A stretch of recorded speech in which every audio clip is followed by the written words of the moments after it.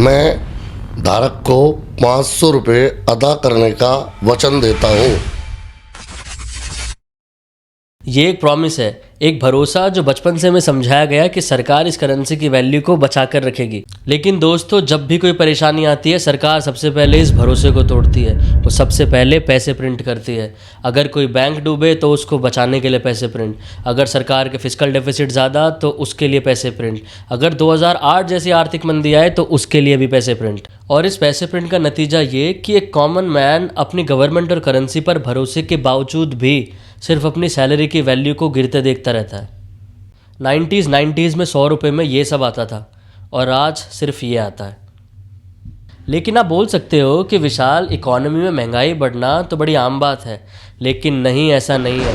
हर सरकार ने आपको ये भरोसा दिला दिया है कि इकोनॉमी में इन्फ्लेशन आना बड़ा नॉर्मल है, और जैसे ही आपको ये भरोसा आएगा आप सरकारों से सवाल पूछना बंद कर दोगे और सरकार को अनलिमिटेड पावर मिलेगी इस पैसे को प्रिंट करने की।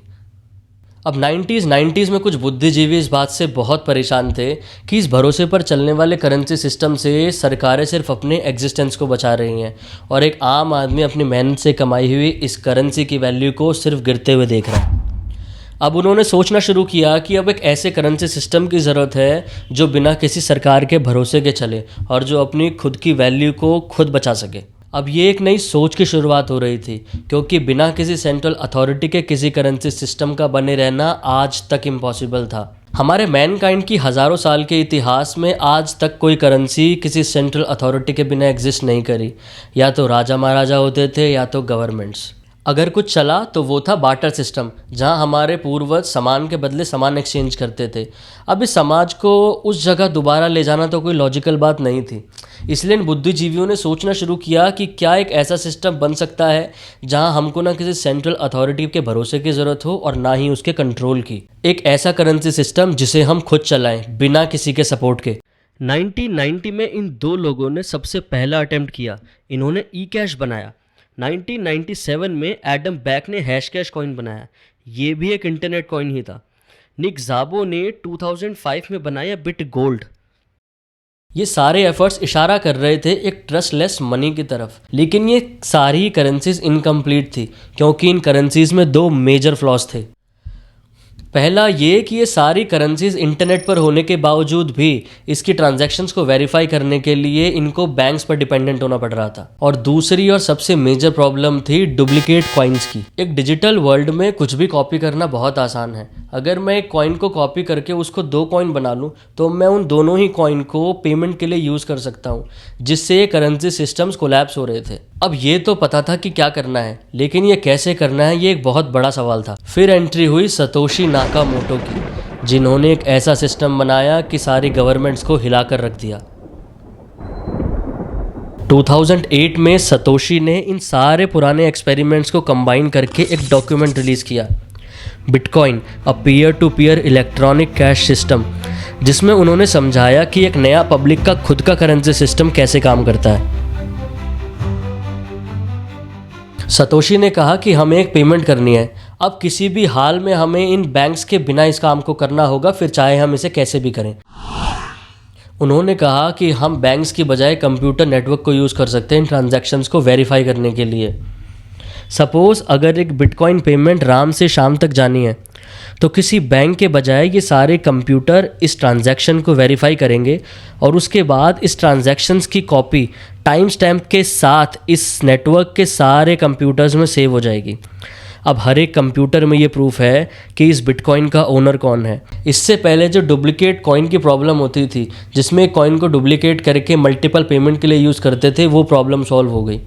अब हर एक कंप्यूटर में ये प्रूफ था कि इस बिटकॉइन का ओनर कौन है और ये कब और कहाँ ट्रांसफ़र हुआ। जितनी भी ट्रांजैक्शंस इस नेटवर्क के थ्रू होती जाएगी, ये सारी ट्रांजैक्शन इन सब कंप्यूटर में सेव होती जाएगी।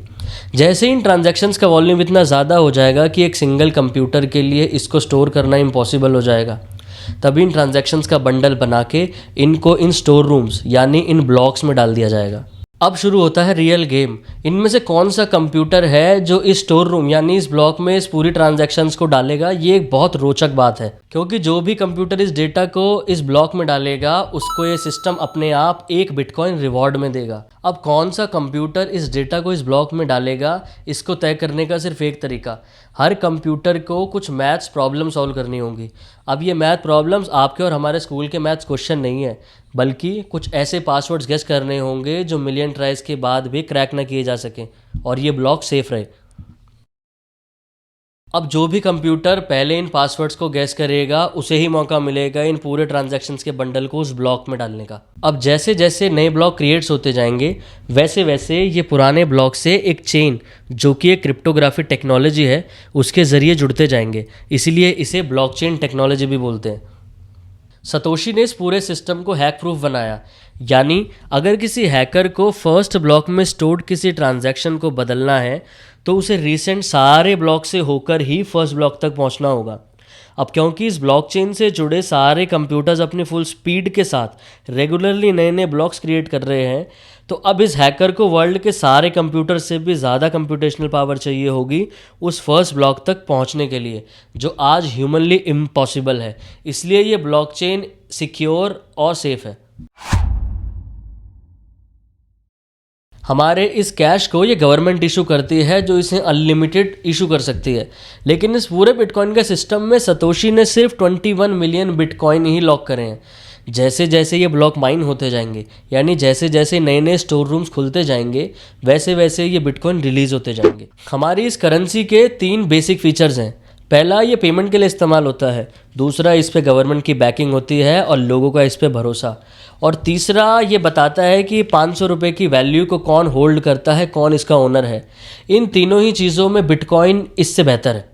Bitcoins approach allowed S a currency system जिसे हम पब्लिक खुद चला सकते हैं, हम खुद ट्रांजैक्ट कर सकते हैं, खुद सारे ट्रांजैक्शंस को रिकॉर्ड कर सकते हैं, और ये बिटकॉइन अपनी वैल्यू खुद बचाएगा। यानी लॉन्गर टर्म में आपके बिटकॉइन की वैल्यू बढ़ तो सकती है, लेकिन कम कभी नहीं हो सकती। हो सकता है अभी आपका दिमाग इसको प्रोसेस ना कर पाए, क्योंकि गवर्नमेंट के बिना एक करेंसी सिस्टम और हमारा खुद का एग्जिस्टेंस हमें इम्पॉसिबल लगता है। हम सब चाहते हैं कि एक ऐसी गवर्नमेंट हो जो अपने बनाए सिस्टम के अंडर हमको रखे, फिर चाहे उस सिस्टम में रहकर हमारा दम ही क्यों ना घुटे। ये सिस्टम बनाने के बाद सतोशी 2010 तक अर्ली यूज़र्स को इस टेक्नोलॉजी को समझने में हेल्प करते रहे, लेकिन उसके बाद वो अचानक ही गायब हो गए। आखिरी मैसेज जो उन्होंने किसी पब्लिक फोरम पर लिखा वो था, अब ये टेक्नोलॉजी अच्छे हाथों में है, मैं अब दूसरी अच्छी चीज़ों पर मूव ऑन कर चुका हूँ। आज तक भी नहीं पता कि सतोशी कौन थे और कहाँ गए और क्या करते थे। शायद अच्छा ही है कि हम बिटकॉइन के फाउंडर को नहीं जानते, नहीं तो इस बिटकॉइन इस परफेक्ट मनी को हम किसी ग्रुप या इंसान से जोड़ देते और उसका स्वार्थ मानकर इसे नकार देते। मुझे उम्मीद है कि आपको बिटकॉइन, ब्लॉकचेन और ये नया करेंसी सिस्टम समझ आया होगा, लेकिन बहुत सारे डाउट्स भी आ रहे होंगे कि ये गवर्नमेंट इस बिटकॉइन को एज अ करेंसी यूज़ क्यों होने देगी, क्यों ये बिटकॉइन इतनी तेज़ी से आगे बढ़ रहा है। ऐसे जितने भी आपके डाउट्स हैं वो सारे आप कमेंट सेक्शन में ज़रूर लिखिए। मैं इन सब पे एक सप्लीमेंट्री वीडियो ज़रूर बनाना चाहूँगा। जय हिंद।